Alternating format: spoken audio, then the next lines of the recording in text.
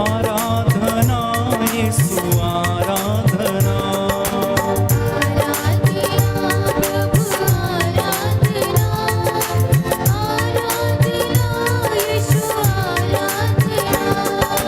आराधना प्रभु आराधना, आराधना यीशु आराधना।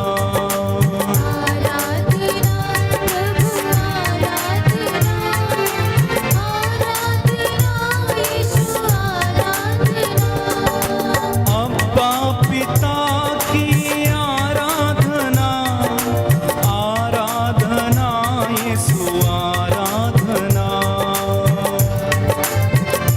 की आराधना, आराधना यीशु आराधना।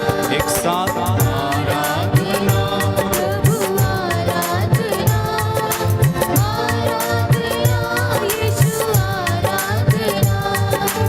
आराधना प्रभु आराधना।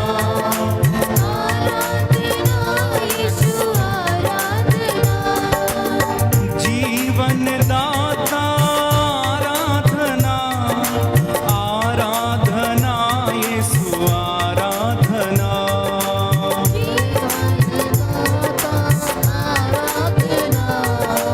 आराधना यीशु आराधना। जीवन दाता आराधना, आराधना यीशु आराधना।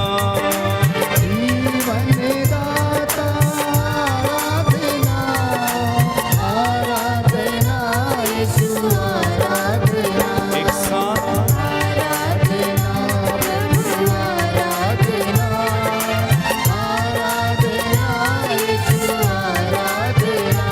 और एक बार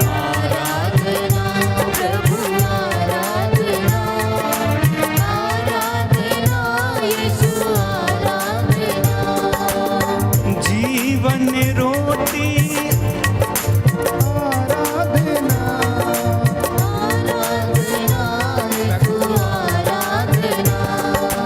जीवन रोटी आराधना, आराधना यीशु आराधना। गाएं आराधना, आराधना यीशु एक साथ आराधना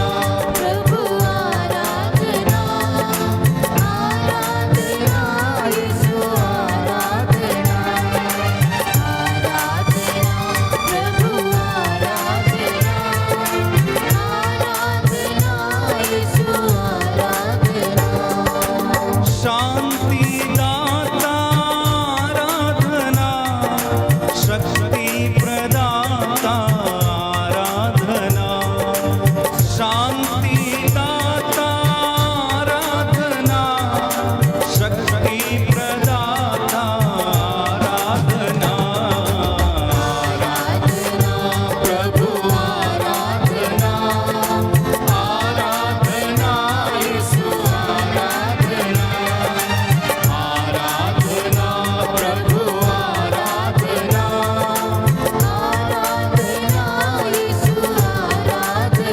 और एक बार आराधना प्रभु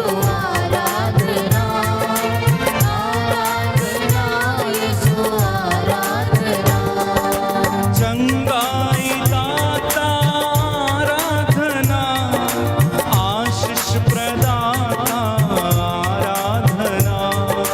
चंगाई दाता आराधना, आशीष प्रदाता आराधना प्रभु आराधना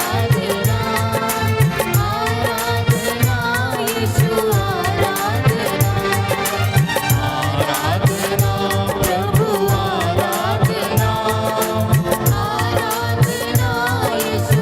आराधना। और एक बार गाएं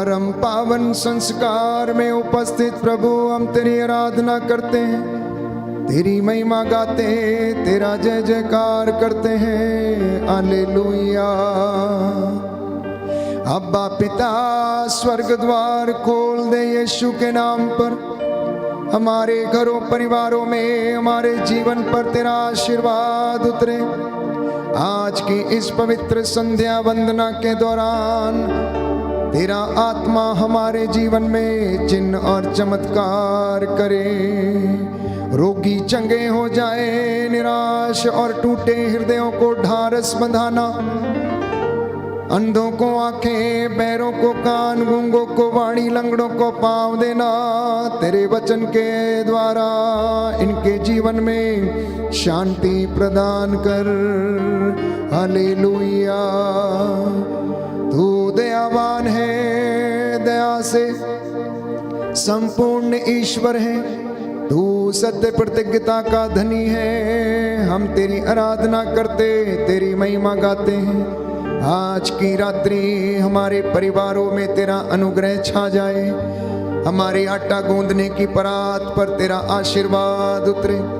माल डंगर खेती बाड़ी पर, हमारे दफ्तरों पर, कलीसिया पर, हमारे सभी भाई बहनों और इनके परिवारों पर तेरा आशीर्वाद सदा बना रहे।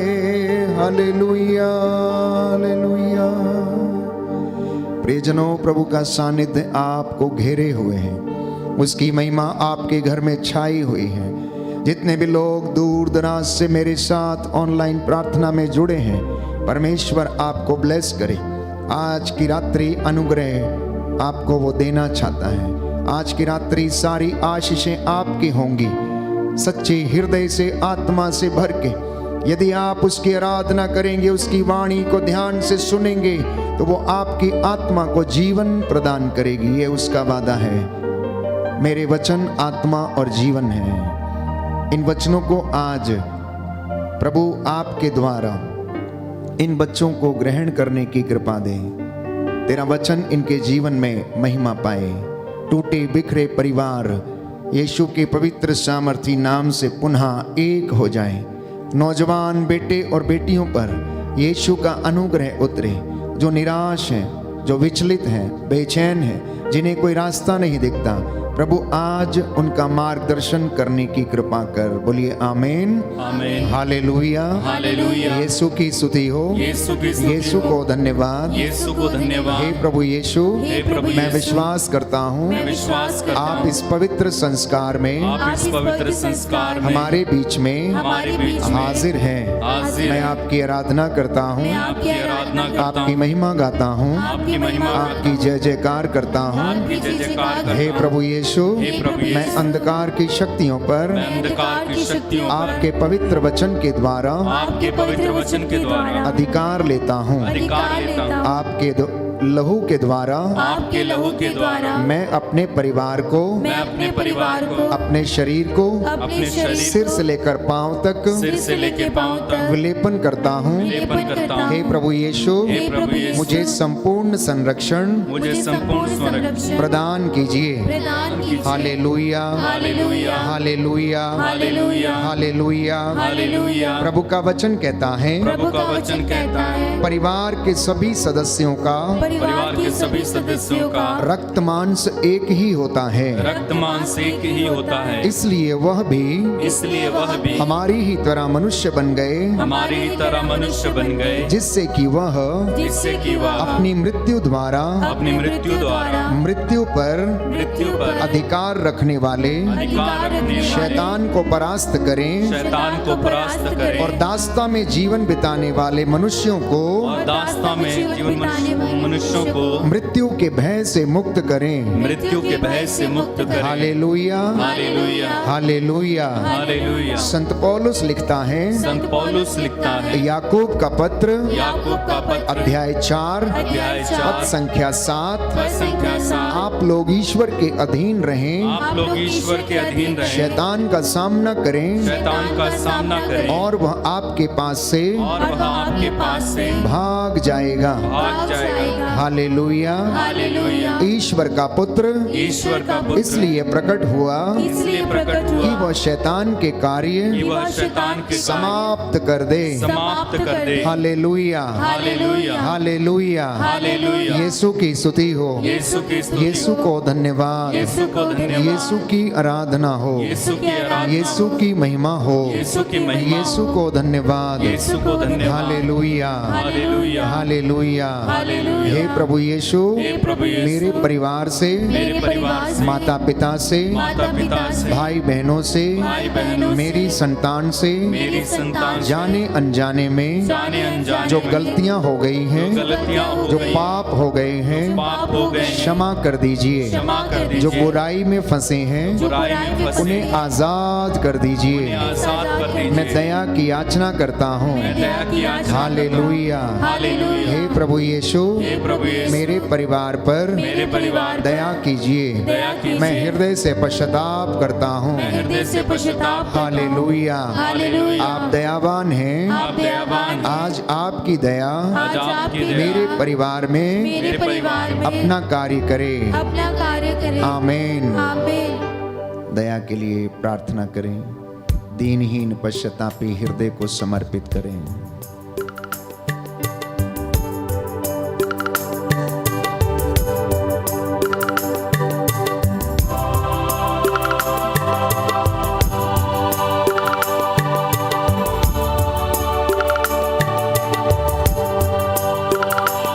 प्रभु हम पर दया करो, प्रभु हम पर कृपा करो, प्रभु हम पर दया करो, प्रभु हम पर कृपा करो, प्रभु हम पर दया करो, प्रभु हम पर कृपा करो, प्रभु हम पर दया करो, प्रभु हम पर कृपा करो। शरण तुम्हारी आए हैं, शीश झुकाने हे प्रभु, शरण तुम्हारी आए हैं, शीश झुकाने हे प्रभु। शरण तुम्हारी आए हैं, क्षमा पाने हे प्रभु, शरण तुम्हारी आए हैं, क्षमा पाने हे प्रभु। प्रभु हम पर दया करो, प्रभु हम पर कृपा करो, हम पर दया करो, प्रभु हम पर कृपा करो। प्रभु हम पर दया करो, प्रभु हम पर कृपा करो, प्रभु हम पर दया करो, प्रभु हम पर कृपा करो। जिनके पास बाइबल है वो खोलें। पवित्र बाइबल के इन वचनों के साथ हम अपनी प्रार्थना को दोहराएं। स्तोत्रकार के साथ मिलकर इस वक्त हम प्रार्थना करेंगे कि प्रभु हमारे जीवन पर विशेष रूप से हमारे परिवार पर आशीष प्रदान करें। नवयुवक युवतियों पर, सभी छोटे बड़े बच्चों पर प्रभु आशीष दें। आध्यात्मिक आराधना की श्रेष्ठता के विषय में दाऊद हमें याद दिलाता है। भजन संहिता 50, साम नंबर 50, आध्यात्मिक आराधना की श्रेष्ठता। सर्वेश्वर प्रभु बोलता है, सर्वेश्वर प्रभु बोलता है। वह उदयाचल से अस्ताचल तक, वह उदयाचल से अस्ताचल तक समस्त पृथ्वी को संबोधित करता है। समस्त पृथ्वी को संबोधित करता है। वह सौंदर्यमय सियोन पर दे दीप्यमान है, वह सौंदर्य में सियोन पर दे दीप्यमान है। हमारा ईश्वर आएगा और मौन नहीं रहेगा। हमारा ईश्वर आएगा और मौन नहीं रहेगा। भस्म करने वाली अग्नि उसके आगे आगे चलती है, भस्म करने वाली अग्नि उसके आगे आगे चलती है। और उसके चारों ओर प्रचंड आंधी, और उसके चारों ओर प्रचंड आंधी। वह अपनी प्रजा का न्याय करने के लिए, वह अपनी प्रजा का न्याय करने के लिए आकाश और पृथ्वी को संबोधित करता है। आकाश और पृथ्वी को संबोधित करता है। मेरी प्रजा को मेरे सामने एकत्र करो, मेरी प्रजा को मेरे सामने एकत्र करो। जिसने यज्ञ चढ़ाकर मेरा विधान स्वीकार किया, जिसने यज्ञ चढ़ाकर मेरा विधान स्वीकार किया। आकाश प्रभु की न्याय प्रियता घोषित करता है। आकाश प्रभु की न्याय प्रियता घोषित करता है। ईश्वर स्वयं न्याय करता है। ईश्वर स्वयं न्याय करता है। मेरी प्रजा सुनो मैं बोलूंगा, मेरी प्रजा सुनो मैं बोलूंगा। इज़राइल मैं तुम्हारे विरुद्ध साक्ष्य दूंगा। इज़राइल में तुम्हारे विरुद्ध साक्ष्य दूंगा। मैं ईश्वर तुम्हारा ईश्वर हूँ। मैं ईश्वर तुम्हारा ईश्वर हूँ। मैं तुम्हारे यज्ञों के कारण तुम पर दोष नहीं लगाता। मैं तुम्हारे यज्ञों के कारण तुम पर दोष नहीं लगाता। तुम्हारे बलिदान तो सदा मेरे सामने हैं। तुम्हारे बलिदान तो सदा मेरे सामने हैं। मुझे ना तो तुम्हारे घर के सांड चाहिए, मुझे ना तो तुम्हारे घर के सांड चाहिए, और ना तुम्हारे बाड़ों के बकरे, और ना तुम्हारे बाड़ों के बकरे। क्योंकि जंगल के सभी जानवर, क्योंकि जंगल के सभी जानवर और पहाड़ों पर चरने वाले हजारों चौपाए मेरे हैं। और पहाड़ों पर चरने वाले हजारों चौपाए मेरे हैं। मैं आकाश के सभी पक्षियों को जानता हूँ। मैं आकाश के सभी पक्षियों को जानता हूँ। मैदान में विचरने वाले पशु मेरे हैं। मैदान में विचरने वाले पशु मेरे हैं। यदि मैं भूखा होता तो तुमसे नहीं कहता, यदि मैं भूखा होता तो तुमसे नहीं कहता। क्योंकि पृथ्वी और उसकी सभी वस्तुएं मेरी हैं। क्योंकि पृथ्वी और उसकी सभी वस्तुएं मेरी हैं। क्या मैं सांडों का मांस खाता, क्या मैं सांडों का मांस खाता, और बकरों का रक्त पीता हूँ, और बकरों का रक्त पीता हूँ। ईश्वर को धन्यवाद का बलिदान चढ़ाओ, ईश्वर को धन्यवाद का बलिदान चढ़ाओ, और उसके लिए अपनी मन्नतें पूरी करो, और उसके लिए अपनी मन्नतें पूरी करो। संकट के समय मेरी दुहाई दो, संकट के समय मेरी दुहाई दो। मैं तुम्हारा उद्धार करूंगा, मैं तुम्हारा उद्धार करूंगा, और तुम मेरा सम्मान करोगे, और तुम मेरा सम्मान करोगे। ईश्वर विधर्मी से यह कहता है, ईश्वर विधर्मी से यह कहता है, तुम मेरी संहिता का तिरस्कार करते, तुम मेरी संहिता का तिरस्कार करते, और मेरी बातों पर ध्यान नहीं देते हो, और मेरी बातों पर ध्यान नहीं देते हो। तो तुम मेरी आज्ञाओं का पाठ, तो तुम मेरी आज्ञाओं का पाठ, और मेरे विधान की चर्चा क्यों करते हो, और मेरे विधान की चर्चा क्यों करते हो। चोर को देखने पर तुम उसका साथ देते हो, चोर को देखने पर तुम उसका साथ देते हो, और तुम व्यभिचारियों से मेल जोल रखते हो, और तुम व्यभिचारियों से मेल जोल रखते हो। तुम्हारे मुंह से बुराई निकलती है, तुम्हारे मुंह से बुराई निकलती है, तुम्हारी जीभ कपटपूर्ण बातें करती है। तुम्हारी जीभ कपटपूर्ण बातें करती है। तुम बैठकर अपने भाई की निंदा करते तुम बैठकर अपने भाई की निंदा करते और अपनी माता के पुत्र की चुगली खाते हो।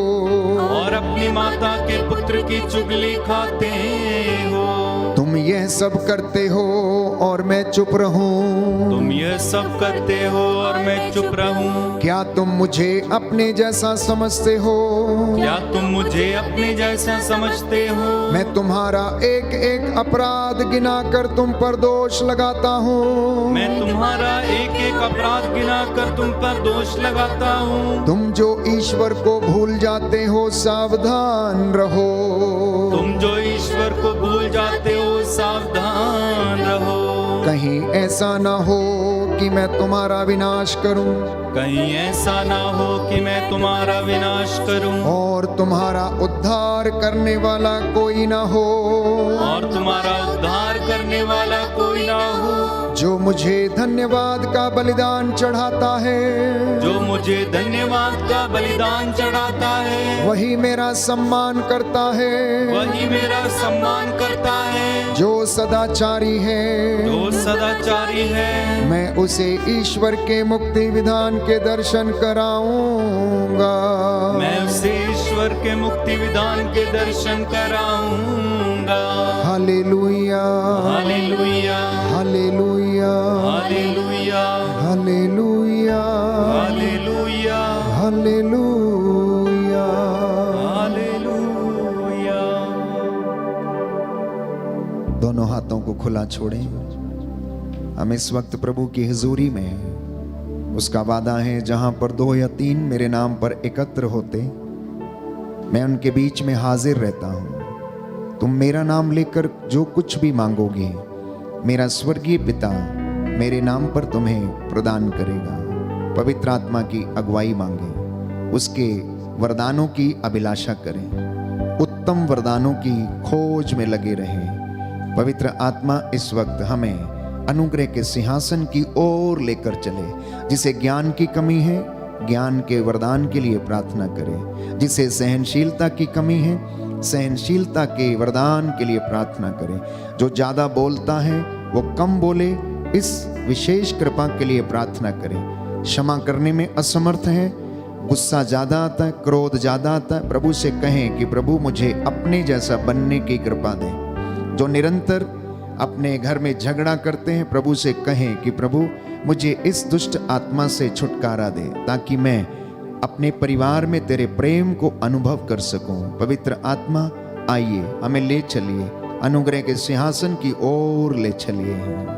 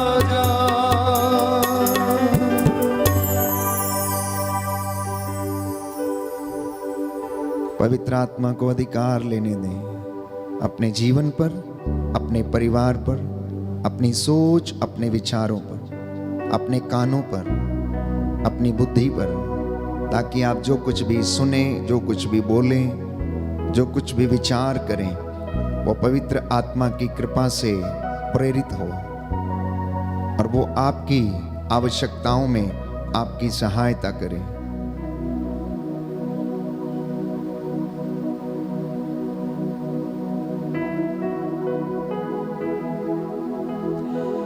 प्रियजनों, आज संसार में प्रेम की परिभाषा बदल चुकी है।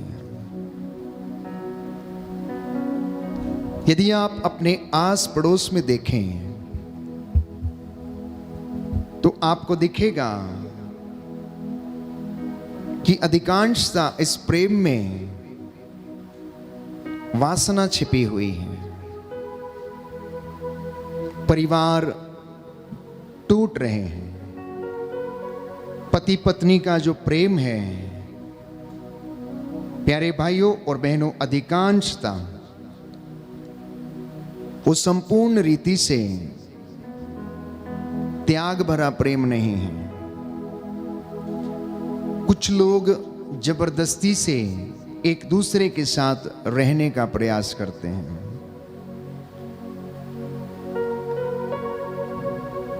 शादियां होती बाद में हैं, टूटने पहले लगती हैं। छोटी सी बात के कारण, इन लॉस की दखलंदाजी के कारण, किसी ने कुछ ज्यादा बोल दिया, किसी ने कुछ गुस्से में बोल दिया, सहनशीलता की कमी है। विवाह संस्कार, प्यारे भाइयों और बहनों, इसका महत्व मैं देखता हूं कि लोग समझ नहीं पा रहे हैं। उसका बोध उन्होंने खो दिया है। पहला विवाह बाइबल हमें बताती है कि अदन वाटिका में परमेश्वर ने स्वयं रचाया और कहा कि जिसे मनुष्य ने जोड़ा है, जिसे ईश्वर ने जोड़ा उसे मनुष्य अलग ना करे। लेकिन आज की इस सदी में ऐसा नहीं हो पा रहा है। हर व्यक्ति अपने स्वार्थ की इच्छा के लिए कुछ करने की कोशिश में लगा रहता है। अपने पति से प्रेम नहीं मिलता तो कहीं दूसरी जगह पर प्रेम खोजने की तलाश में रहता है। सैक्रिफाइस की कमी है, त्याग की कमी है, शिकायतें ज्यादा हैं, आय कम है, लेकिन इच्छाएं ज्यादा हैं। इच्छाओं की पूर्ति करने के लिए इंसान आज के इस दौर में कुछ भी कर गुजरने को तैयार रहता है। मैं प्रार्थना कर रहा था कि प्रभु, आज आप अपने बच्चों से क्या कहना चाहते हैं। तो प्रभु ने प्रेरणा दिया कि मेरे इन बच्चों को विवाह की पवित्रता और इस संस्कार की पवित्रता के विषय में बताओ, जिससे कि बहुत सारे विवाह टूटने से बच जाएं। क्योंकि मलाकी के ग्रंथ अध्याय 2 पद संख्या 16 में 14 से 16 में हम पढ़ते हैं, बाइबल हमें बताती है कि प्रभु ये कहता है, मैं तलाक से घृणा करता हूं। मैं नहीं चाहता कि कोई व्यक्ति तलाक करे या एक दूसरे से अलग रहकर जीवन बिताए, क्योंकि ईश्वर ने देखा कि मनुष्य के लिए अकेला रहना अच्छा नहीं है, इसलिए उसने उसके लिए एक पार्टनर बनाया, ताकि वो ना केवल उसकी शारीरिक जरूरतों को परंतु उसकी भावनात्मक आवश्यकताओं और जरूरतों को पूरा करे, उसका संगी साथी बनकर उसके साथ जीवन बिताए, जिंदगी में उसके साथ रहे, दुख में, कष्ट में, संकट में दोनों एक साथ मिलकर जीवन बिताएं। यही इच्छा थी ईश्वर की विवाह संस्कार के विषय में। लेकिन आप अपने परिवार में और पास पड़ोस में अगर आप एक नजर डालकर देखेंगे तो आज ऐसा नहीं है। दंपतियों के जीवन में फिडेलिटी नाम की चीज नहीं रह गई। ईमानदारी, वफादारी, ट्रांसपेरेंसी, पारदर्शिता नहीं रह गई है। दफ्तरों में अपने कलीग के साथ काम करते करते वो अपनी पत्नी को भी भूल जाते हैं कभी कभी।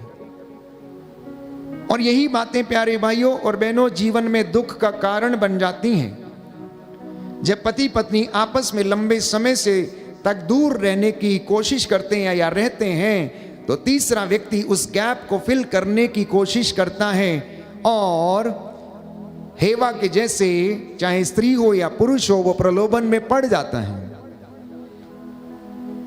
और यही कारण है कि विवाह विच्छेदन हो जाता है, विवाह टूट जाता है। संस्कार की मर्यादा को समझ नहीं पाते हैं, उसका उल्लंघन कर बैठते हैं। तो विवाह एक सामाजिक एवं कानूनी करार है, दो लोगों के बीच में होता है, जो उनके रिश्ते को कानूनी तौर पे जोड़ता है, भावनात्मक तौर पर उन्हें जोड़ता है और आध्यात्मिक जीवन के द्वारा उन्हें और ज्यादा दृढ़ बनाता है।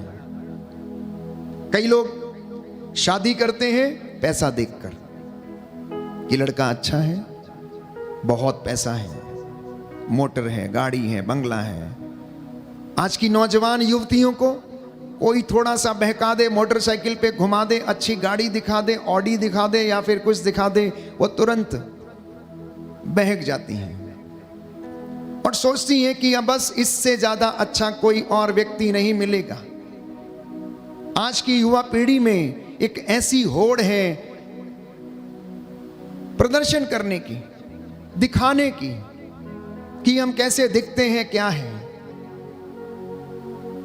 इसलिए आपने देखा होगा फेसबुक पर या सोशल मीडिया प्लेटफॉर्म पर जब एक व्यक्ति अपनी पिक्स या पिक्चर्स बार बार शेयर करता है या डालता है, तो आखिर क्यों डालता? पहले तो ऐसा कुछ भी नहीं था। वो बहुत ज़्यादा एडिट करके उसको डालने की कोशिश करता है और उसके बाद देखता है कि कितने कमेंट्स आए हैं, कितने लाइक्स आए हैं। हो सकता है घर में प्यार नहीं मिलता, घर में कोई अप्रिशिएट नहीं करता है, तो सोशल प्लेटफॉर्म से ये सारी बातों को वो देखकर सुनकर उन्हें आनंद आता है और खुशी होती है। कुछ एक उदाहरण आप लोगों के सामने है कि आपकी दोस्ती इंस्टाग्राम पे हुई, आपकी दोस्ती मैसेंजर पे हुई और कहीं से कहीं आप चले आए और जब पता लगा कि ये सब चीज़ें हैं तो अब आप उसे नकार नहीं सकते हैं, आपको उसे जीना है। कुछ लोग वास्तव में एक दूसरे को प्यार करते हैं इसलिए शादी करते हैं, कुछ एक माता पिता के दबाव में शादी करते हैं, तो कुछ एक अपनी परिस्थितियों से मजबूर होकर शादी करते हैं, तो कुछ एक ये सोचकर शादी कर लेते हैं उम्र बीती जा रही है, चलो जैसा है, अंधा लूला लंगड़ा काना सब चलेगा, कोई बात नहीं, अब तो शादी करना ही करना है, समय बीतता जा रहा है, इससे अच्छा और शायद नहीं मिलेगा, तो इसलिए वो विवाह के प्रणय सूत्र में बंध जाते हैं। लेकिन प्यारे भाइयों और बहनों, कई बार परिवार का मान सम्मान रखने के लिए लोग शादी करते हैं कि मेरे परिवार की, मेरे माता पिता की इज्जत है, इसलिए चलो मैं शादी कर लेता हूं या कर लेती हूं। परंतु वास्तव में अगर विवाह संस्कार को और इस प्रणय सूत्र के विषय में हम समझने का प्रयास करें तो ये एक अंतरंग मिलन है, दो व्यक्तियों का इंटीमेट यूनियन जिसे हम कहते हैं। क्या आप में से जो दंपति हैं, क्या आप लोगों ने कभी अपने इस अंतरंग मिलन के महत्व को समझा है या नहीं? ये प्रभु आज आपसे पूछना चाहते हैं। The Lord is asking you whether you have understood this intimate union between you and your partner. अगर आपने ये अनुभव किया है तो आप कभी भी सेपरेट नहीं होंगे, आप कभी एक दूसरे पर लांछन नहीं लगाएंगे, आप कभी एक दूसरे पर दोष नहीं लगाएंगे, आप उसे सहन करने के लिए तैयार रहेंगे, आप कभी उसकी बदनामी नहीं करेंगे, चाहे वो कितना भी खराब क्यों ना हो, चाहे वो कितनी भी खराब क्यों ना हो, आप हमेशा एक दूसरे का आदर करने को तैयार रहेंगे।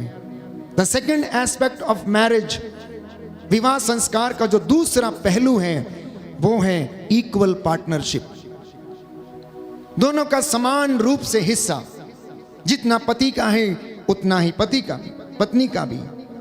तीसरा पहलू है इक्वल राइट्स, अर्थात दोनों के बराबर अधिकार। ऐसा नहीं है कि तुम्हारा 40% है तो मेरा 60% है, या तुम दहेज नहीं लेके आई हो, सब कुछ मैंने दिया है तो इसलिए मेरा अधिकार ज्यादा है। नहीं प्यारे भाइयों और बहन, सबसे प्रथम बात यह है कि दोनों के समान अधिकार। चौथी बात, इक्वल ऑब्लिगेशन है। जब पति पत्नी शादी करके घर आते हैं या अपना घर बसाते हैं तो उन दोनों की इक्वल ऑब्लिगेशन होनी चाहिए, दोनों की बराबर जिम्मेदारी होनी चाहिए। अपने बच्चों एवं इन लॉज के साथ घर में हो या घर से बाहर हो, उन्हें अपना जीवन त्याग के साथ बिताने की आवश्यकता है। तो स्त्री और पुरुष दोनों एक दूसरे के लिए बनाए गए हैं। ये आज इंसान को समझने की आवश्यकता है। They are made for each other. क्यों? आखिर क्यों? Why they are made for each other?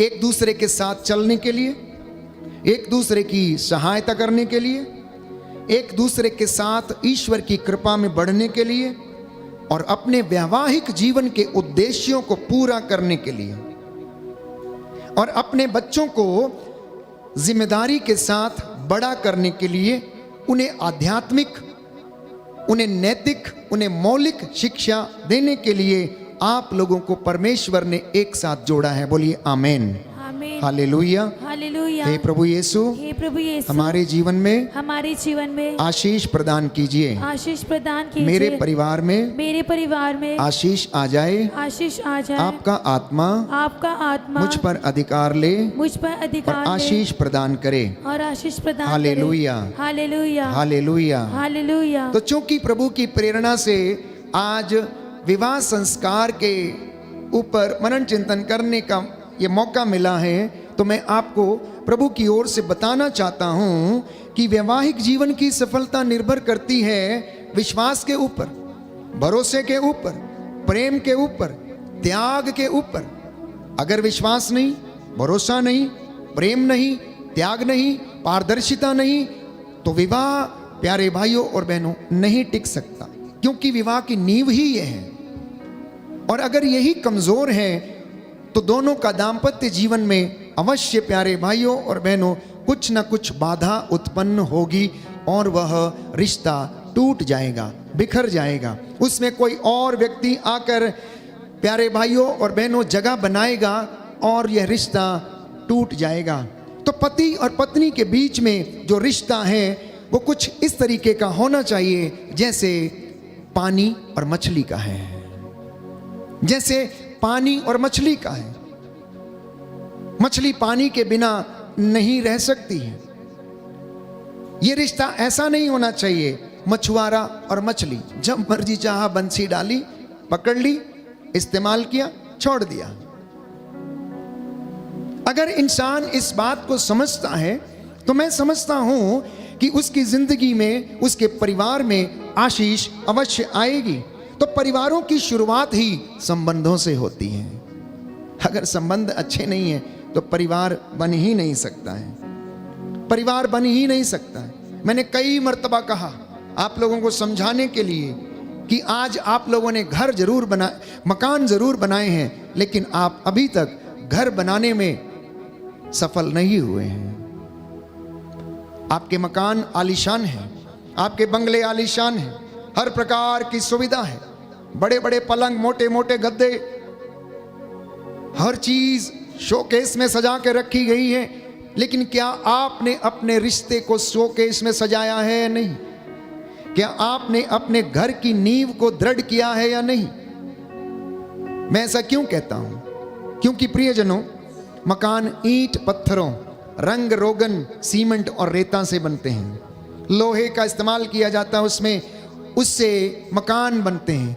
लेकिन यदि परिवार बनाना है, यदि घर बनाना है, तो उसमें भरोसा, उसमें प्रेम, उसमें ईमानदारी, उसमें पारदर्शिता, उसमें त्याग, उसमें एक दूसरे को समझने की कोशिश करना, एक दूसरे को प्रेम करना, घर इन सारी बातों से बनता है।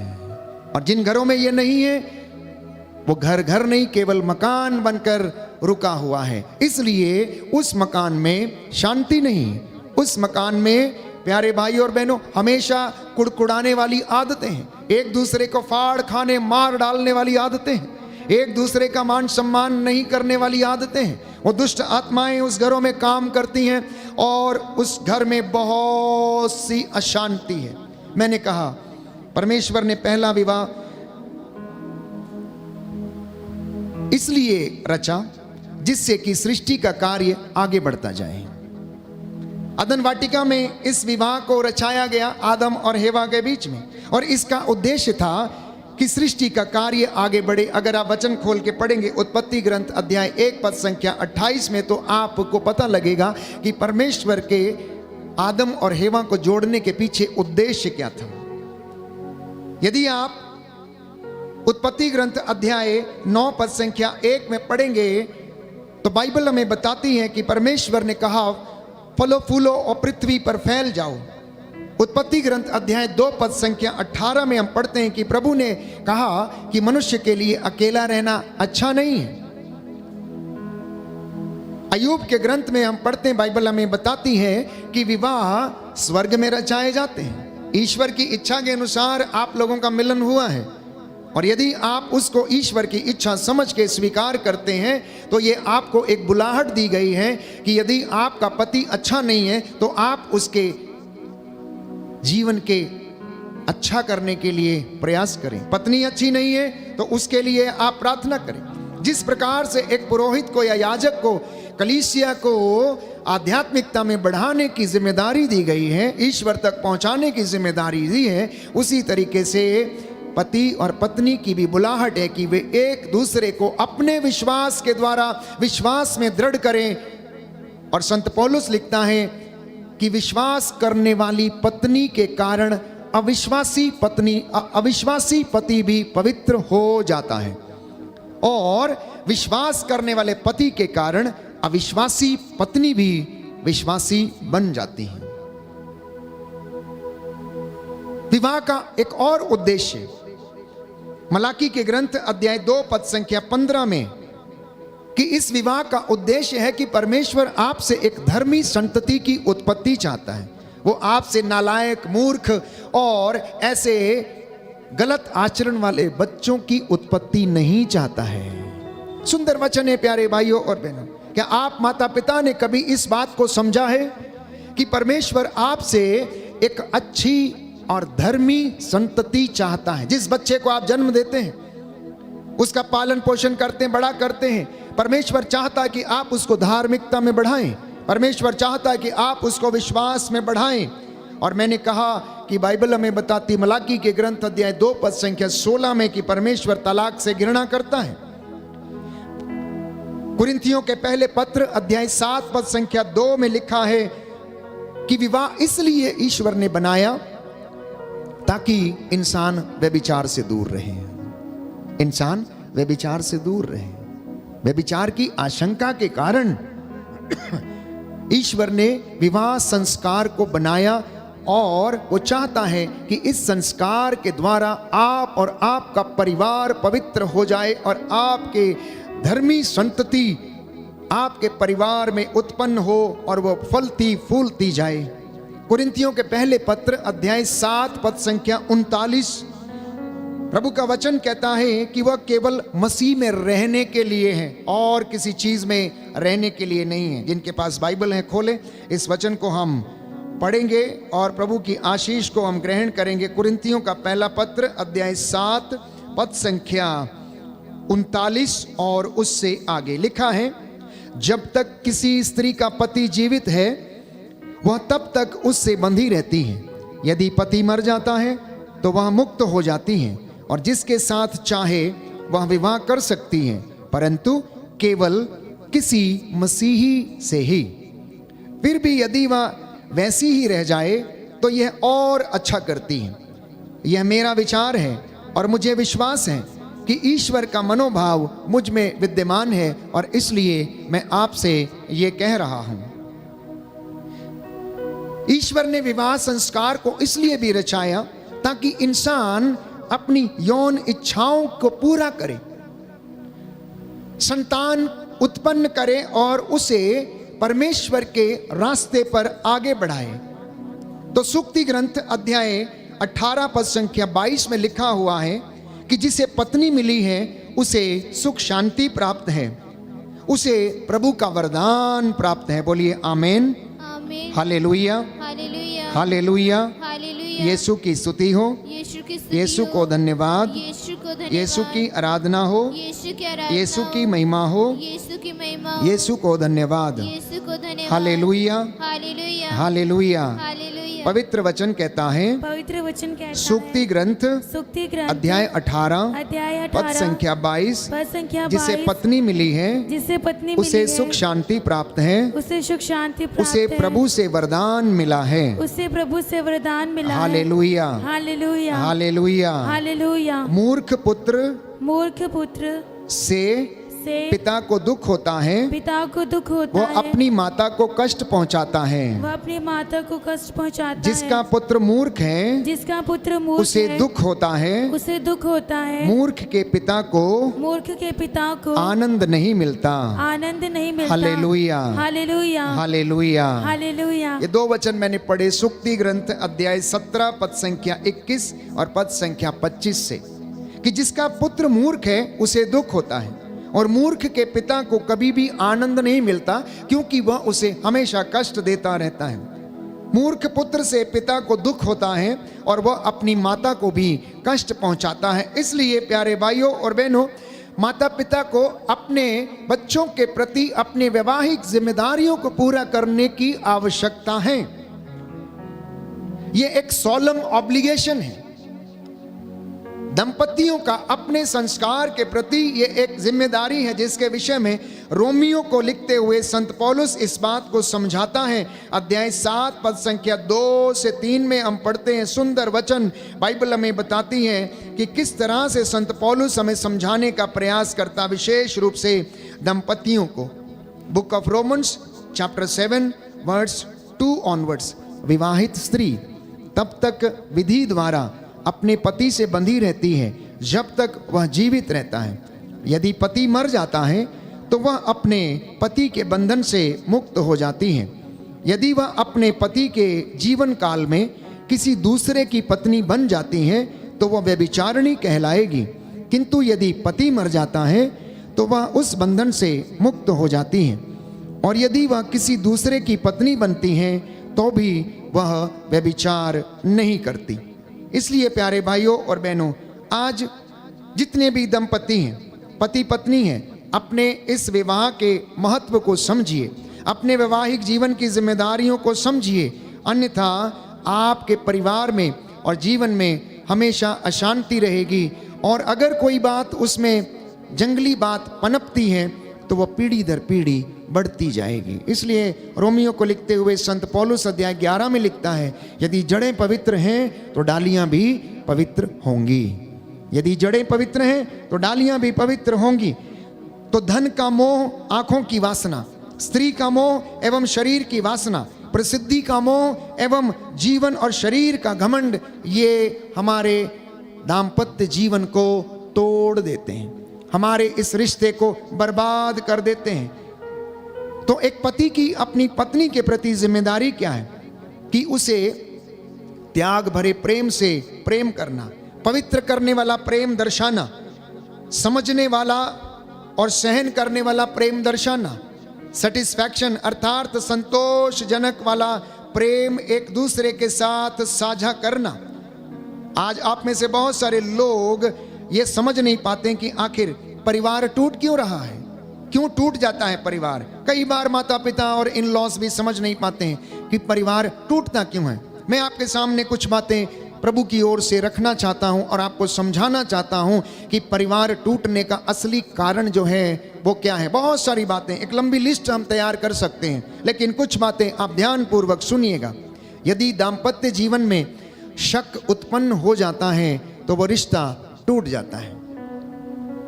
यदि दाम्पत्य जीवन में क्रोध एवं असहनशीलता है तो भी वह परिवार टूट जाता है।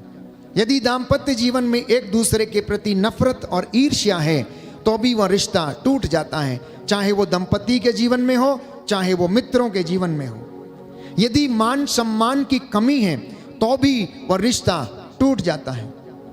किसी तीसरे व्यक्ति का इस रिश्ते में प्रवेश आपके पवित्र रिश्ते को प्यारे भाइयों और बहनों तोड़ देता है। गैर जिम्मेदार पति अथवा गैर जिम्मेदार पत्नी के कारण भी ये रिश्ता टूट जाता है। घर में अगर इन लॉस की दखल अंदाजी होती है तो प्यारे भाइयों और बहनों तो भी ये रिश्ता टूट जाता है। और अगर एक दूसरे में विश्वास की कमी है तो भी ये रिश्ता टूट जाता है। परिवार में यदि प्रार्थना की कमी है, आध्यात्मिक जीवन यदि नहीं है तो भी यह रिश्ता टूट जाता, बिखर जाता है। धार्मिक शिक्षा की कमी के कारण भी यह रिश्ता टूट सकता है। अच्छे संस्कारों की कमी के कारण भी यह रिश्ता टूट जाता है। एक दूसरे को क्षमा नहीं कर पाना तो भी रिश्ता टूट जाता है। और अंततः यदि नशा या ड्रग्स है या परिवार को समय नहीं देना, इसके कारण भी रिश्ता टूट जाता है। अक्सर मैंने कहा है कि आप रिश्तों की लड़ाई मत लड़िए, आप रिश्तों की लड़ाई मत लड़िए। जब आपके आपस में झगड़ा हो जाता है तो वहां पर रिश्तों को मत रखिए। मनमुटाव होना स्वाभाविक है। एक दूसरे के साथ विचारों में जो भिन्नता है, एक दूसरे के विचार जो अलग हैं, ये स्वाभाविक बात है। लेकिन इसके बीच में रिश्ता नहीं आना चाहिए। हमारे किसी भी अलग विचार के कारण उसका असर हमारे रिश्ते पर नहीं पड़ना चाहिए। हम महीनों भर उससे बात नहीं करते, उसके घर आना जाना छोड़ देते हैं प्यारे भाइयों और बहनों, उसकी निंदा करने लगते हैं इधर उधर पीठ के पीछे। हम बात नहीं करना चाहते और इसलिए वो दरार बढ़ती जाती हैं, बढ़ती जाती हैं, बढ़ती जाती हैं। परिवार आध्यात्मिक जीवन का केंद्र है। याद रखिए, माता पिता को एक बहुत बड़ी जिम्मेदारी प्रभु ने दी है। एक धर्मी संतति पैदा करना, अच्छे नागरिक पैदा करना, अच्छे मनुष्य, अच्छे युवक, अच्छी युवतियों को पैदा करना, ताकि आने वाली वंशों को वो और ज्यादा अच्छी शिक्षा दे सकें। प्रभु का वचन संत पौलुस हमें समझाता है, बुजुर्गों को कहता है समझाओ कि ये तरुण स्त्रियों के लिए उदाहरण बने। सास, बहू, मम्मी, ये छोटे बच्चों के लिए, जवान बेटियों के लिए ये क्या बने, उदाहरण बने। उनके सामने उदाहरण पेश करें साध्वी स्त्रियों जैसे जीवन बिताने के लिए, जिससे कि इनके जीवन में आशीष आ जाए। योशुआ के ग्रंथ अध्याय 24 पद संख्या 15 में हम पढ़ते हैं कि योशुआ ने अपने घर को समर्पित किया परमेश्वर को और कहा, देखो आज से मैं और मेरा परिवार चले हैं ईश्वर की सेवा करने के लिए, तुम्हें जो चाहिए तुम्हें वो कर लो। अपने आध्यात्मिक जीवन के लिए प्यारे भाइयों और बहनों, किसी दूसरी चीज से आप कॉम्प्रोमाइज ना करें। अपने घर का नियम बनाएं। 7 बजे आपकी प्रार्थना का नियम है, रोजरी बोलने का, वचन पढ़ने का। उस समय आप अपने मित्र से कहें कि भाई, मेरी बहन, बेटी, बेटा, मम्मी, पापा, this is the time for prayer now, क्योंकि इसी प्रार्थना के कारण मेरा परिवार टिका हुआ है। इसलिए ये समय हम किसी को नहीं दे सकते, ये समय हम परमेश्वर को देंगे। मैं आपसे प्यारे भाइयों और बहनों वादा करता हूं कि आपका परिवार परमेश्वर को यदि समर्पित है तो आपके परिवार में कभी भी कोई भी ऐसी अनहोनी नहीं होगी जो कि शैतान उसे तोड़ना चाहे या उसे बर्बाद करना चाहे। क्योंकि बाइबल ये कहती है, प्रभु ये कहता, जो मेरा सम्मान करता है मैं भी उसका आदर और सम्मान करता हूं। और यदि आपने वो समय परमेश्वर को दिया है, अपना महत्वपूर्ण समय परमेश्वर को दिया है, तो परमेश्वर आपके घर में उस वक्त आकर आशीष प्रदान करता है। हमने देखा परिवारों में कई बार लोग, क्योंकि आज पार्टी है, क्योंकि आज संडे है, क्योंकि आज हमारा ये दिन है, तो प्यारे भाइयों और बहनों क्या प्रॉब्लम है? पार्टी है तो क्या प्रॉब्लम है? कोई त्योहार है तो क्या प्रॉब्लम है? प्रार्थना का समय है, प्रार्थना करके आप पार्टी करिए। प्रार्थना का समय है, प्रार्थना करने के बाद आप अपने समारोह बिताइए। प्रार्थना का समय, प्रार्थना करने के बाद आप अपने बच्चे का जन्मदिन मनाएं। प्रभु मना नहीं करता है, लेकिन वो हमें याद दिलाता है। आज हमें वो याद दिलाता है कि हम उसे कितना महत्व देते हैं। और जिस घर में मदर तेरेसा कहती है प्रार्थना नहीं है, वो घर बिखरा हुआ है। But the family which praise together it stage together. उनके जीवन में कितना भी कष्ट, दुख, परेशानी, चिंता क्यों ना हो, लेकिन वो उसे सहन कर लेते हैं। अय्यूब अपने बच्चों को बचाने के लिए आप जानते हैं क्या किया करता था? उसके बच्चे रोज रात को बारी बारी से चारों भाई बहन एक दूसरे के घर में जाते, वहां पर भोज किया करते थे, मदिरा पिया करते थे। और अय्यूब को लगता था कि इन्होंने खाने पीने की अवस्था में शायद कोई पाप ना कर डाला हो, कोई गंदी हरकत ना कर डाली हो, इसलिए वो उनसे कह नहीं पाता था, क्योंकि वो जवान थे। मम्मी पापा को हो सकता है जवान बच्चे कुछ गलत बोल दें, क्रोध से बोल दें और कहें तुम्हें इससे क्या मतलब, तुम जानती ही क्या हो, तुम जानते ही क्या हो। ऐसा लगता है जैसे उन्होंने पूरी दुनिया देखी है। वो माँ वो बाप जिसने बेटे और बेटी को बोलना सिखाया, मम्मी और पापा कहना सिखाया, जो जिंदगी भर उनके नैपी धोती रही, साफ करती रही, वो आज वो बच्चा बोलता है कि तुम्हें मालूम ही क्या है, तुम जानती ही क्या हो, तुम्हें मोबाइल चलाना ही नहीं आता, तुम यहीं रहो। प्यारे भाइयों, विडंबना है ये समय की, ये समय की विडंबना है। मैं आपसे कह देना चाहता हूं नौजवानों कि अगर आपके पास आधुनिक शिक्षा है तो आपके माता पिता के पास अनुभव है, जिंदगी को जीने का अनुभव है, सुख दुख को सहन करने का अनुभव है, गर्मी में और ठंड में आपकी सेवा करने का उन्हें अनुभव है। उनकी हड्डियां आज भी मजबूत हैं कि वो आपकी देखभाल कर सकती हैं, लेकिन आपकी हड्डियां इतनी खोखली हो चुकी हैं कि आप अपनी माँ और बाप को एक दिन और एक रात बिठा के खिला भी नहीं सकते, आप उनके लिए जाग भी नहीं सकते। आपकी दशा ये है क्योंकि आपको अपने मोबाइल से फुर्सत नहीं, मित्रों से फुर्सत नहीं, पार्टी से फुर्सत नहीं, और आपको कैबरे और ऐसी तमाम चीज़ों से फुर्सत नहीं है। आपका दिमाग भी खोखला है क्योंकि इस मोबाइल ने आपको खोखला कर दिया, याददाश्त भी खोखली हो चुकी है। लेकिन आपकी माँ बाप की हड्डियां इतनी मजबूत हैं, उनके पास इतना अनुभव है कि आज भी वो भले और बुरे का ज्ञान उनमें मौजूद है, इसलिए उनका सम्मान करना। तो अय्यूब अपने नौजवान बेटे और बेटियों के लिए बारी बारी से क्या करता था, बलिदान अर्पित करता था। सुबह सुबह उठकर उनके लिए प्रार्थना करता था, हे ईश्वर इन्हें क्षमा कर। हो सकता है रात के अंधकार में इन्होंने कोई अश्लील हरकत कर दी हो और वो ईश्वर से माफी मांगता था। मरियम यीशु के चरणों में बैठती हैं और ईश्वर का वचन सुनती हैं, और प्रभु कहता है कि मरियम ने उत्तम भाग चुन लिया। लूकस के सुसमाचार अध्याय 10 पद संख्या 39 में हम पढ़ते हैं। लीडिया नाम की एक स्त्री के विषय में हम पढ़ते हैं, लीडिया ने सब परिवार प्रभु को ग्रहण किया। प्रेरितों के कार्यकलाप अध्याय 16 पद संख्या 15 में हम पढ़ते हैं। परिवार की जब बात आती है तो जब पौलुस और सीलस बंदी गृह में थे तो उस वक्त कारापाल जो उस वक्त वहां पर मौजूद था, प्रभु के इन दासों की बेड़ियां खुल जाती हैं और कारापाल ये सोचता है कि ये लोग यहां से भाग जाएंगे और अब इन्हें सजा मिलेगी। तो वो पूछने लगता, सज्जनों मुक्ति प्राप्त करने के लिए हमें क्या करना चाहिए? तो प्रेरित लोग उन्हें बताते हैं कि तुम ईशा के नाम पर बपतिस्मा ग्रहण करो तो तुम और तुम्हारा घराना उद्धार पाएगा।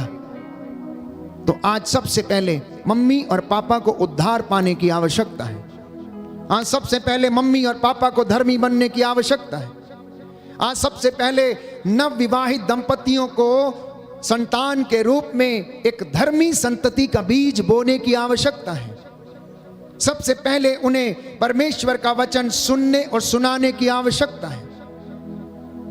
आज 23वीं सदी में जबकि शैतान सिर चढ़ के बोल रहा है और सारी दुनिया को अपने वश में किए हुए हैं, इस तरीके से फाड़ खाने को तैयार है। प्यारे भाइयों और बहनों, आज इस परिस्थिति में दंपतियों को अपने बच्चों को प्रभु को जब वो पैदा होते हैं तो समर्पित करने की आवश्यकता है, शैतान से बचा के रखने की आवश्यकता है। याद कीजिए, जब राजा फिरौन ने यीशु के जन्म के अवसर पर सभी पहलौठों को मारने का निर्णय लिया और उसने कहा कि उनके राज दरबार में या पूरे क्षेत्र में, राज्य में कोई भी पहलौठा बच्चा है तो उसे मार दिया जाए। शैतान का यही कारण है, शैतान यही बातें सोचता रहता है। वो किस तरह से आपके बच्चों को बहकाए, किस तरह से उसका सर्वनाश करे। उसकी युक्ति शुरू से थी, उसकी ये युक्ति शुरू से थी। अदन वाटिका में वो चाहता तो सबसे पहले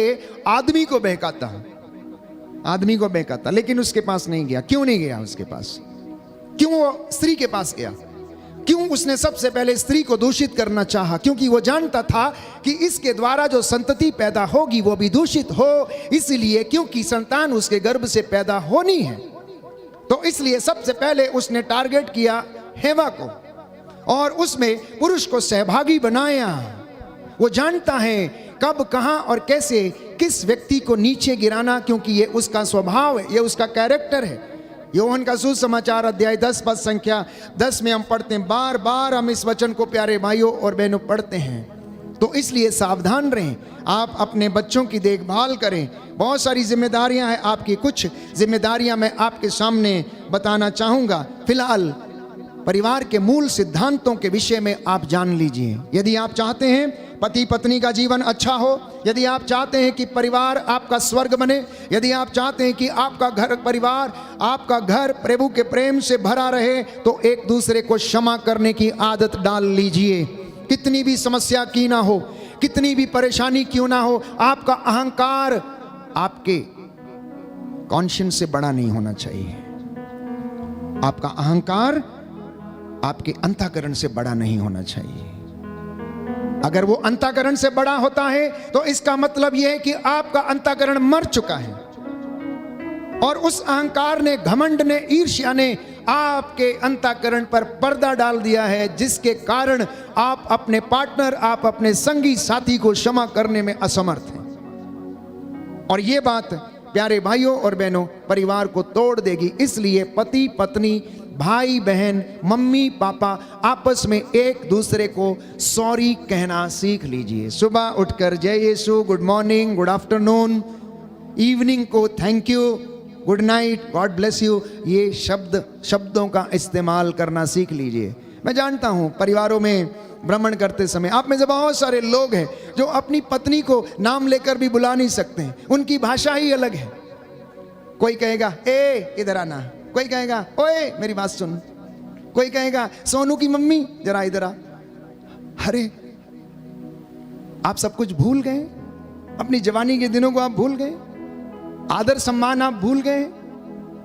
जब आप किसी का नाम लेते हैं तो आप उसका आदर करते हैं। ठीक है, मैं मानता हूं कि आदर सत्कार के कारण, हमारे परंपराओं के कारण, चूंकि हम ऐसी परंपरा में रहते हैं जहां पर अदब, लिहाज और सलीका बहुत ज्यादा मायने रखता है, तो बहुत सारे ऐसे शब्द हैं जिनके द्वारा आदर और सम्मान व्यक्त किया जा सकता है।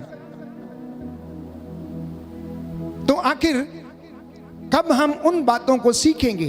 बहुत सारे परिवारों में ये बात है। तो आज प्रभु ये चाहता है कि आप एक दूसरे का सम्मान करना सीखें, एक दूसरे को क्षमा करना सीखें, एक दूसरे को जय यीशु, गुड मॉर्निंग, गुड आफ्टरनून कहना सीखें। कितने पति हैं, कितनी पत्नियां हैं, सुबह दफ्तर जाते समय बिना बताए ही चले जाते हैं, बैग उठाया और चले गए, चेहरा देखे बिना ही चले गए, शाम को आए, रखा अपना बैग रखा और बाहर चले गए, कोई बातचीत नहीं। आपकी संगिनी है, आपके साथी हैं, शाम को आप दोनों एक दूसरे से मशवरा करें, आज क्या हुआ, आज क्या किया, आज कौन सी ऐसी समस्या आ गई, ताकि एक दूसरे का दुख आप लोग हल्का करें। बातचीत करने से समस्याओं का समाधान होता है, चुप रहने से नहीं। एक दूसरे को प्यार करना सीखें।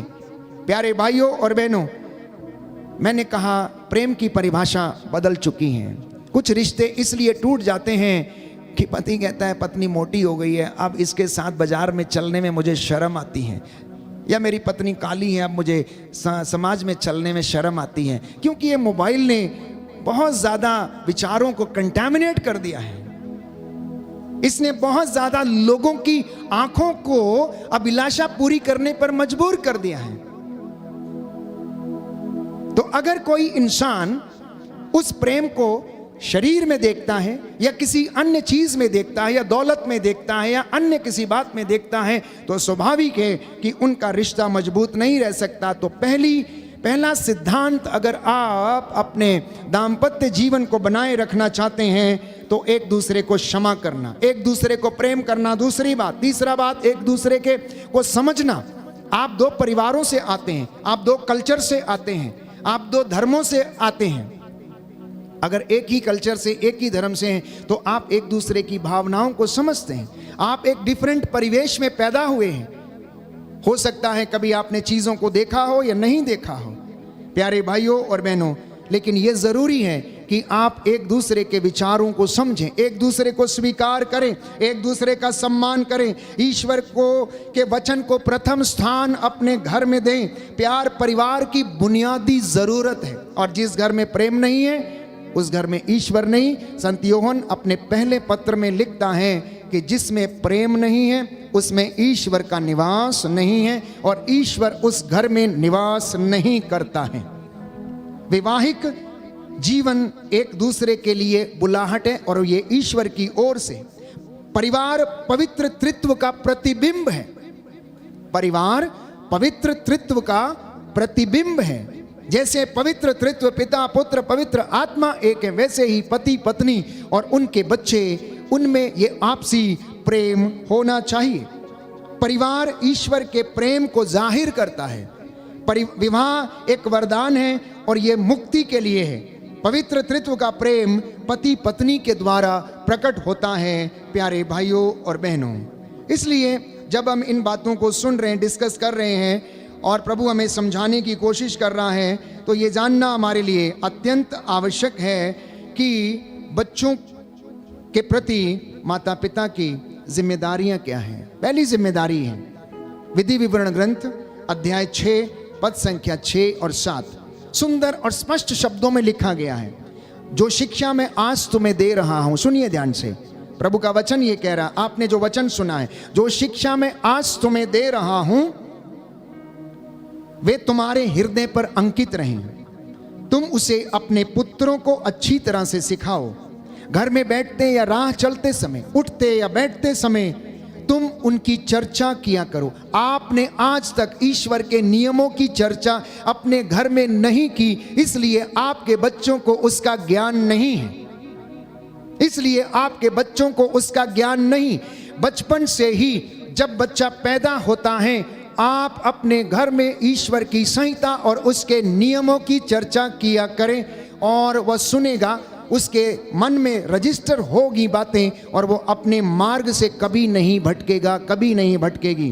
दूसरी जिम्मेदारी अपने बच्चों को ट्रेनिंग देना है। सूक्ति ग्रंथ अध्याय 22 पद संख्या 6, book of Proverbs chapter 22 verse 6, युवक को बचपन से ही सन्मार्ग की शिक्षा दो, और वो बुढ़ापे में उससे कभी नहीं भटकेगा, सदा उसका पालन करेगा। यशायाह नबी का ग्रंथ अध्याय 38 पद संख्या 19 उसका दूसरा भाग, book of Isaiah chapter 38 verse 19 the second part, पिता अपने पुत्रों को सत्य प्रतिज्ञता का ज्ञान कराएं। यह दूसरी ट्रेनिंग मम्मी पापा को अपने बच्चों को देने की आवश्यकता है। तीसरी बात मुख्य रूप से शोक गीत अध्याय 2 पद संख्या 19, उठो और रात को चिल्लाओ। वो माता पिता जिनके बच्चे बहक गए हैं, जिनके बच्चे बातचीत नहीं सुनते, जिनके बच्चे आदर सम्मान नहीं करते, जिनके बच्चे नशे में पड़े हुए हैं, जिनके बच्चे ड्रग्स में और ऐसी तमाम बातों में उलझ गए हैं, उन माता पिताओं के लिए प्रभु का वचन ये कहता है, उठो रात को चिल्लाओ। पहले पहर अपना हृदय पानी की तरह बहा दो। अपने बच्चों के प्राण बचाने के लिए प्रभु के सामने हाथ उठाकर प्रार्थना करो, क्योंकि वे गलियों की नुक्कड़ में मूर्छित पड़े हुए हैं और भूख के कारण तड़फ रहे और बेहोश पड़े हुए हैं। इसलिए आप अपने हाथों को ऊपर उठाएं और प्रार्थना करें। जो प्रार्थना में हाथ ऊपर उठे रहते हैं, प्यारे भाइयों और बहनों, वो आशीर्वाद प्राप्त करते हैं। याद करिए मूसा के वो हाथ जो इजरायली प्रजा के लिए, जब वो योशुआ की अगुवाई में युद्ध लड़ रहे थे, प्यारे भाइयों और बहनों, मूसा ने हाथों को उठाया, मध्यस्थता की, जब तक उसके हाथ ऊपर थे तो ये प्रजा जीतती गई। उसी तरह से जब तक मम्मी पापा के हाथ अपनी संतानों के लिए ऊपर उठे रहते हैं, आपके बच्चे जीतते जाएंगे, क्योंकि आपके बच्चे अंधकार की शक्तियों से युद्ध लड़ रहे हैं। जैसा कि इफिसियों के पत्र अध्याय 6 पद संख्या 10 और उससे आगे संत पौलुस लिखता है कि हमारी लड़ाई अंधकार की शक्तियों से, आकाश की दुष्ट आत्माओं से है, और आपकी संतानें ये युद्ध कर रही हैं। उनसे जिताने के लिए आपको विश्वास में पूर्ण रहकर अपने हाथों को ऊपर उठाए रखने की आवश्यकता। इसलिए ढिलाई ना बरतें, सुस्ती ना बरतें, आलस में ना जाएं, पैसे के पीछे ना भागें, आप प्रभु के वचन के पीछे भागें, क्योंकि लिखा है मत्ती के सुसमाचार अध्याय 6 पद संख्या 33 में कि तुम सबसे पहले ईश्वर और उसके राज्य और उसकी धार्मिकता की खोज करो, बाकी की चीजें तुम्हें मैं यूं ही दे दूंगा, तुम्हें यूं ही मिल जाएंगी। प्यारे भाइयों और बहनों, तीसरी जिम्मेदारी माता पिता की, कुरिन्थियों का दूसरा पत्र अध्याय 12 पद संख्या 14 में माता पिता का ये फर्ज है, ये ड्यूटी है कि वो अपने बच्चों को अच्छी चीजें उपलब्ध कराएं, ताकि वो किसी दूसरे के सामने हाथ ना फैलाएं, वो किसी दूसरे का आसरा ना देखें। इसलिए मम्मी पापा का ये फर्ज है कि वो अपने बच्चों को अच्छी चीजें उपलब्ध कराएं और अपने बच्चों का जीवन नर्चर करें, उन्हें ईमानदारी, वफादारी, सौम्यता, प्रज्ञा, प्रेम, त्याग, मेहनत करना उन्हें सिखाइएगा। बच्चों पर नियंत्रण रखना भी आपकी जिम्मेदारी है। तिमोथी का पहला पत्र अध्याय 3 पद संख्या 4, मैंने कहा सवाल आपके हैं और जवाब प्रभु के हैं। आप सवाल पूछिए, आप एक सवाल पूछिए और बाइबल में आपके सवाल का जवाब छिपा हुआ है। लेकिन हम पूछना नहीं चाहते और ना ही पढ़ना चाहते हैं, क्योंकि यदि हम पढ़ लेंगे तो हमें फॉलो करना पड़ेगा। इसलिए प्यारे भाइयों और बहनों, पवित्र बाइबल हमें बताती हैं कि जब लोगों को ये चेतावनी दी गई कि आप लोग पश्चाताप करो, स्वर्ग का राज्य निकट आ गया है, तो संत योहन जब सुना रहा था, लोगों को आगाह कर रहा था, तो वो कहने लगा, ए सांप के बच्चों, ए करात के बच्चों, तुम्हें किसने आने वाले आगामी दुख के विषय में तुमने किसने बता दिया कि तुम ईश्वर के पास लौट कर चले आओ और पश्चाताप कर लो और उससे क्षमा की याचना कर लो। पवित्र बाइबल हमें बताती है, बाइबल यशायाह नबी के ग्रंथ में ये लिखा है, यशायाह लिखता है कि कहीं ये लोग ईश्वर का वचन सुन ना लें, क्योंकि यदि सुनेंगे तो इन्हें ईश्वर के पास लौटना पड़ेगा, अपने भोग विलास भरे जीवन को, हर प्रकार के जीवन को त्यागना होगा, एंटरटेनमेंट और ऐसी तमाम बातों को त्यागना होगा, क्योंकि मसीही जीवन जीना एक किसी हर व्यक्ति का काम नहीं है। क्रिश्चियन लाइफ जीना हर कोई व्यक्ति ये नहीं कर सकता है प्यारे भाई और बहनों। इसके लिए बहुत बड़ा साहस चाहिए, इसके लिए बहुत बड़ी ताकत और हिम्मत चाहिए, इसके लिए ईश्वर की कृपा चाहिए। जिसे ईश्वर अपनी ओर आकर्षित करता, केवल वही इस विश्वास में जी सकता है। और परमेश्वर उन लोगों को आकर्षित करता है जो उसे प्रसन्न करते, उसे खुश करते, उसकी आराधना करते, उस पर श्रद्धा रखते हैं, और तब वो अपनी ओर उन्हें आकर्षित करता है। इतना ही नहीं, और भी आपकी जिम्मेदारी है कि बच्चों को प्यार करना। तीतुस का ग्रंथ अध्याय 2 पद संख्या 1 से 6 बाइबल भरी हुई है माता पिता की जिम्मेदारियों को समझाने के लिए। संत पौलुस तीतुस को लिखता है कि सबके लिए यह शिक्षा दो, वृद्ध से लेकर तरुण स्त्रियों तक, युवक युवतियों तक, कि ये अपने बच्चों को प्रेम करें, उन्हें गाली ना दें, उन्हें झिड़के नहीं, उन्हें प्रेम करना सिखाएं, ईश्वर की संहिता के विषय में उन्हें सिखाएं। याद करिए, जो आप बोएंगे वही आप लुनेंगे। इसी के साथ साथ आपकी एक जिम्मेदारी और भी ज़्यादा है। कई माता पिता कहते हैं हमारे बच्चे हमारी बात नहीं सुनते, बचपन से उन्हें सुधारिए। सुक्ति ग्रंथ अध्याय 13 पद संख्या 24 में लिखा हुआ है, जो छड़ी नहीं लगाता वो अपने पुत्र का शत्रु है, और जो पुत्र को प्यार करता है वो दंड देने से नहीं हिचकता है। इसलिए बचपन में ही उसे आप इन सारी बातों को फॉलो करना सिखाइए। लिखा है सुक्ति ग्रंथ अध्याय 19 पद संख्या 18, अपने पुत्र को दंड दो, इसमें उसका कल्याण है, उसकी मृत्यु का कारण आप लोग ना बनिए। उसको दंड दीजिए। अगले वचन में लिखा हुआ है अध्याय 22 सुक्ति ग्रंथ अध्याय 22 पद संख्या 15, नवयुवक के हृदय में जो मूर्खता घर कर गई है उसे अनुशासन की लाठी निकाल देगी। यदि किसी नौजवान के हृदय में मूर्खता घर कर गई है, अनुशासन की लाठी उसे निकाल देगी। अध्याय 23 पद संख्या 13 सुक्ति ग्रंथ book of Proverbs chapter 23 verse 13, युवक को दंड देने से मत हिचकिए, छड़ी लगाने से वो मरेगा नहीं, परंतु उसका जीवन संवर जाएगा, उसका जीवन संवर जाएगा। प्रभु से प्रार्थना करें, आप दंपति अपने जीवन में कोई कमी घटी है तो प्रभु से कहें कि प्रभु मैं इन बातों से अनभिज्ञ था, मुझे इनका पता नहीं था, मुझे आशीष दीजिए। जो वचन मैंने आज सुने मेरे हृदय पर अंकित हों। मैं अपने बच्चों को आपकी वेदी पर समर्पित करता हूँ। मैं एक दूसरे का आदर करने के लिए हम तैयार हैं प्रभु, एक दूसरे को क्षमा करने के लिए हम तैयार हैं। हमारे परिवार में आप आइए, हमें आशीष प्रदान कीजिए। हमारी बुजुर्गी में, हमारे विश्वास में हमें दृढ़ बने रहने की कृपा प्रदान कीजिए। आइए हम प्रार्थना करें और अपने परिवारों को समर्पित करके ईश्वर से आशीष और कृपा मांगें। परमेश्वर का आत्मा हमारी अगुवाई करे, स्वर्गदूत हमारे घर को संरक्षित करें, उसके पावन क्रूस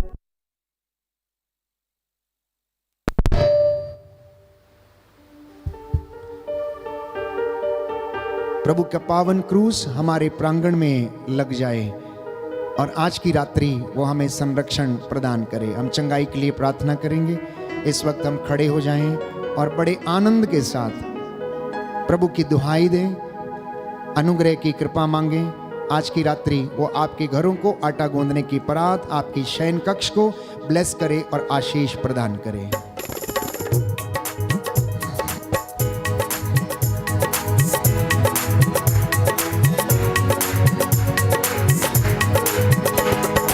आत्मा के आनंद से दिल मेरा भर दे प्रभु, आत्मा के आनंद से दिल मेरा भर दे प्रभु। आत्मा के आनंद से दिल मेरा भर दे प्रभु, आत्मा के आनंद से दिल मेरा भर दो प्रभु। ईश्वर की महिमा आज यहाँ प्रकट हो जाए हमारे भी, ईश्वर की महिमा आज यहाँ प्रकट हो जाए हमारे लिए। आत्मा के आनंद से दिल मेरा भर दे प्रभु, आत्मा के आनंद से दिल मेरा भर दे प्रभु। चट्टानों सारी गए सभी पिघला दे प्रभु मोम समा, चट्टानों तार गए सभी पिघला दे प्रभु समा। आत्मा के आनंद से दिल मेरा भर दे प्रभु, आत्मा के आनंद से दिल मेरा भर दो प्रभु। पाप का अंधेरा हर दिल से तेरी ज्योति से मिट जाए, पाप का अंधेरा हर दिल से तेरी ज्योति से मिट जाए। आत्मा के आनंद से दिल मेरा भर दे प्रभु, आत्मा के आनंद से दिल मेरा भर दो प्रभु। जीवन जल बरसा करके अच्छी फसल उगा दे प्रभु, जीवन जल बरसा करके अच्छी फसल उगा दे प्रभु। आत्मा के आनंद से दिल मेरा भर दो प्रभु। आत्मा के आनंद से दिल मेरा भर दो प्रभु। जग जंजालों से दूर रहे, तुझ पर ही ये भरोसा रहे, जग जंजाल से दूर रहे, तुझ पर ही भरोसा रहे। आत्मा के आनंद से दिल मेरा भर दो प्रभु। आत्मा के आनंद से दिल मेरा भर दो प्रभु। हालेलुया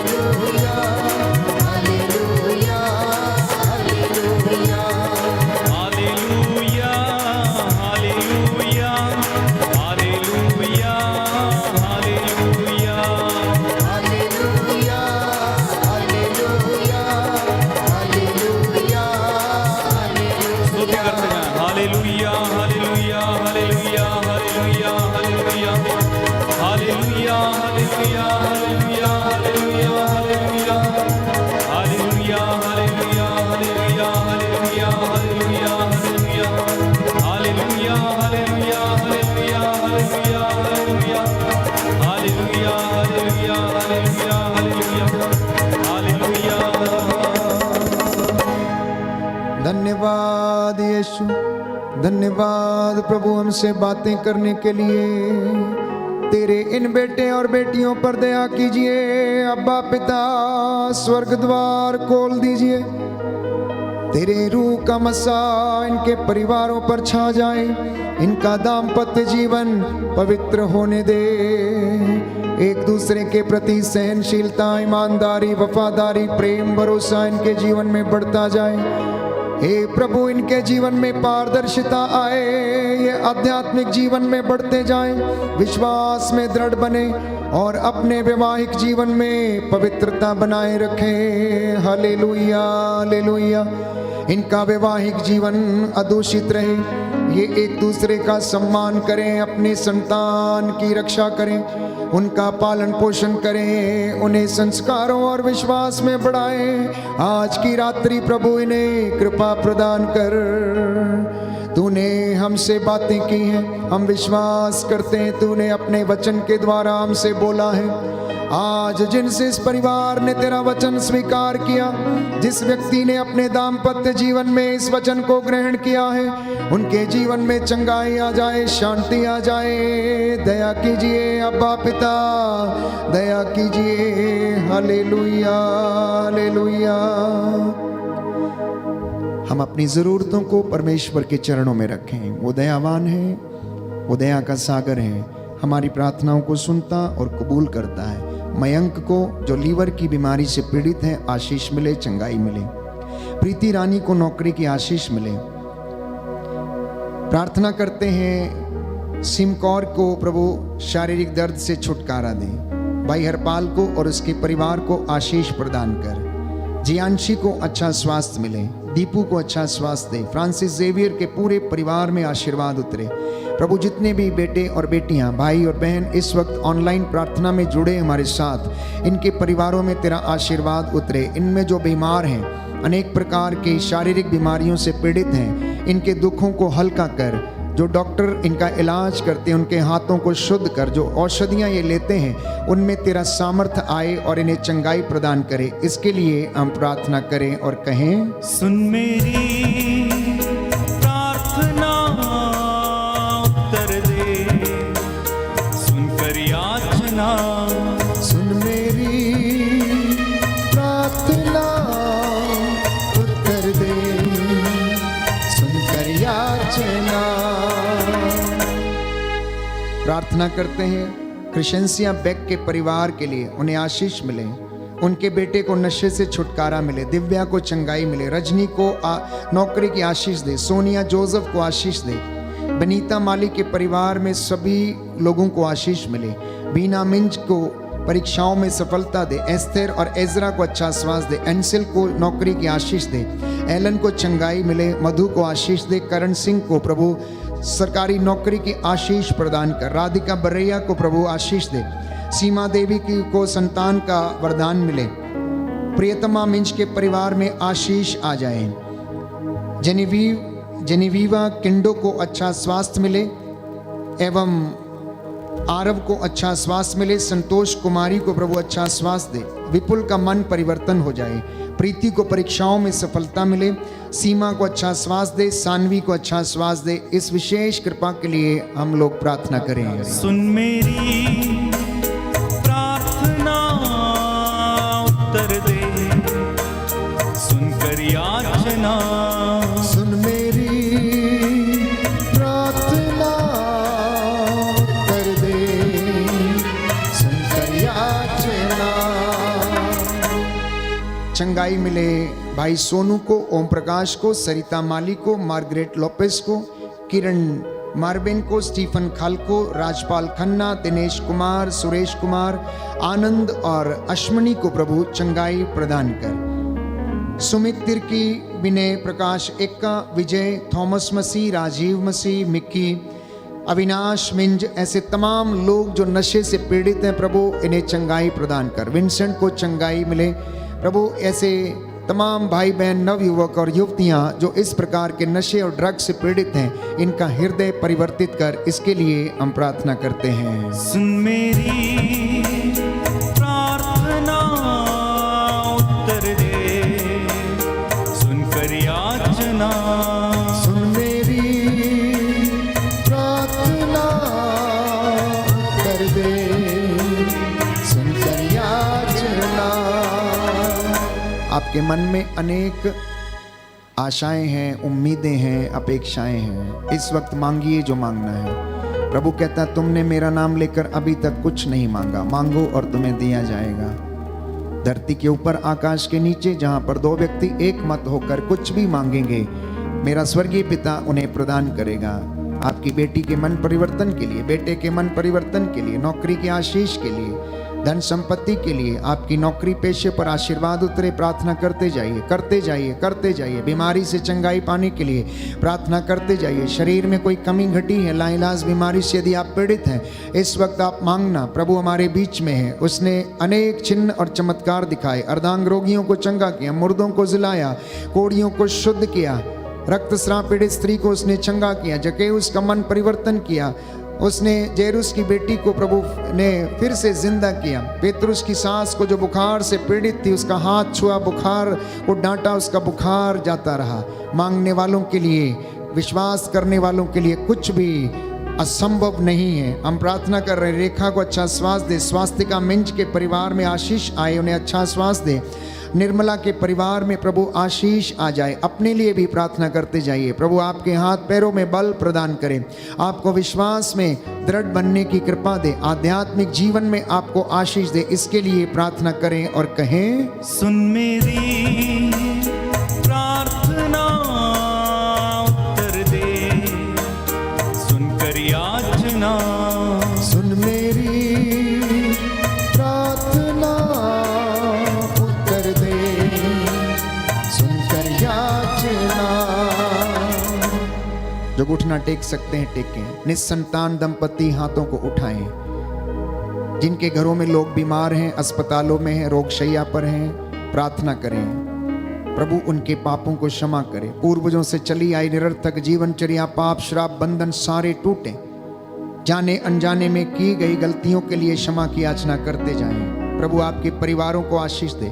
जो माता पिता अपनी जिम्मेदारियों को पूरा नहीं कर पाए, अभी भी समय है उन्हें पूरा करने का। प्रभु से कृपा मांगे। मैं आपके लिए प्रार्थना करूंगा। दया करने वाले, चंगा करने वाले यीशु राजा, तेरा पवित्र लहू तेरे इन बच्चों पर छिड़क देता हूँ। इनके मन, आत्मा, हृदयों को अपने अधिकार में लीजिए। इनके दाम्पत्य जीवन को ब्लेस कीजिए। इनके बच्चों को आशीष प्रदान कीजिए। मैं तेरा दास इन्हें तेरे हाथों में समर्पित करता हूँ। मूसा के जैसे हाथों को उठाते हुए इनके लिए मध्यस्थता करता हूँ, बिचवाई करता हूँ। इनके सारे गुनाहों के लिए मैं तेरा दास प्रायश्चित करता हूँ। हे प्रभु, ये मेरा विश्वास है कि तू मेरी प्रार्थना को सुनता और कबूल करता है। तेरा वचन कहता है, याजकों प्रभु की वेदी के सामने घुटना टेको, हाथों को उठाओ, आंसू बहाते हुए मेरी प्रजा के पापों के प्रायश्चित के लिए प्रार्थना करो, जिससे कि प्रभु इन्हें आशीर्वाद प्रदान करें और गैर यहूदी ये न कह पाए कि इनका ईश्वर कहाँ चला गया है। हम विश्वास करते हैं तू रोगियों को चंगा करता, दुखियों को दिलासा देता, उनके घावों पर पट्टी बांधता है। तू मुफलिसों को बहाल करता है। तू पिता का अब्दी नूर है प्रभु यीशु। तू राजाओं का राजा, प्रभुओं का प्रभु है। सब कुछ तेरे द्वारा, तेरे लिए और सब कुछ तेरी महिमा के लिए बनाया गया है। अब तू अपने इन बच्चों को, अपने इन दासों को आज की रात्रि आशीष प्रदान कर। जो हृदय से निराश है, टूटे हुए हैं, जिनके आपसी मन मुटाव हैं, उन्हें एक दूसरे को क्षमा करने की कृपा प्रदान कर, जिससे कि तेरा वचन इनके जीवन में अपने चिन्ह, चमत्कार और महिमा प्रकट करे।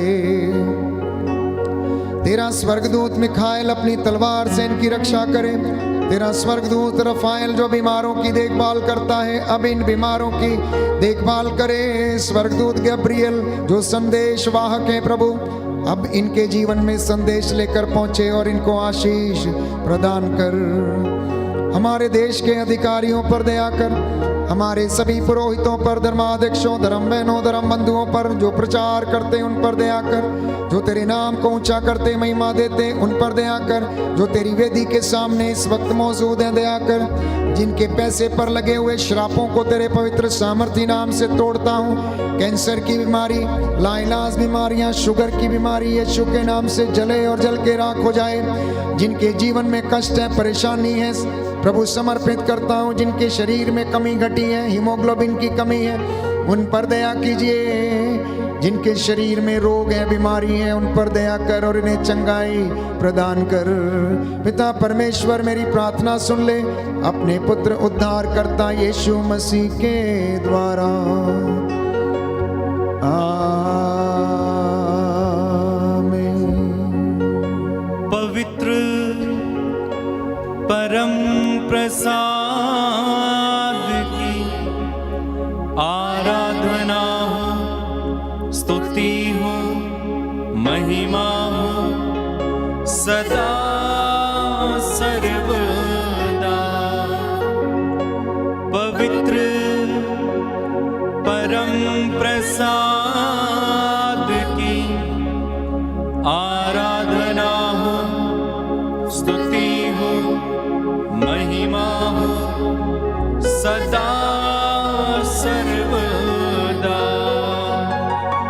पवित्र परम प्रसाद की आराधना हो, स्तुति हो, महिमा हो सदा सर्वदा, सदा सर्वदा।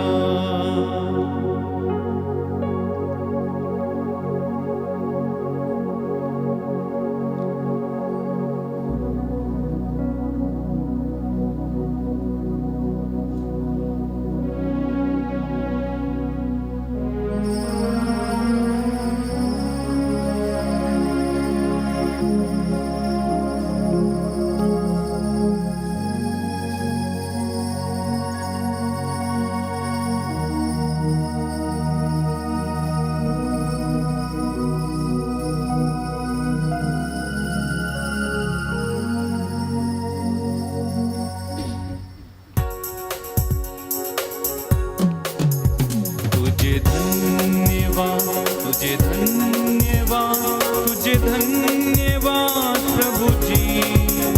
तुझे धन्यवाद, तुझे धन्यवाद, तुझे धन्यवाद प्रभु जी। तेरी महिमा हो, तेरी महिमा हो, तेरी महिमा हो प्रभु जी। तेरी महिमा हो, तेरी महिमा हो, तेरी महिमा हो प्रभु जी। तेरी आराधना, तेरी आराधना, तेरी आराधना प्रभु जी। तेरी आराधना, तेरी आराधना, तेरी आराधना प्रभु जी। तेरी महिमा हो, तेरी महिमा हो, तेरी महिमा हो प्रभु जी। तेरी महिमा हो, तेरी महिमा हो, तेरी महिमा हो प्रभु जी। तुझे धन्यवाद प्रभु जी, तेरी आराधना प्रभु जी। सबको जय यीशु की। प्रभु आपको आशीष दें। जो वचन आपने सुना है उसके द्वारा आपके घर में आशीष और परमेश्वर का अनुग्रह सदा सर्वदा बना रहे। जितने लोग पहली बार आज इस आराधना में भाग ले रहे थे, मेरी आपसे गुजारिश है कि आप इस लिंक को मित्रों के साथ अवश्य साझा करें। Band for Jesus YouTube channel आप अवश्य सब्सक्राइब करें।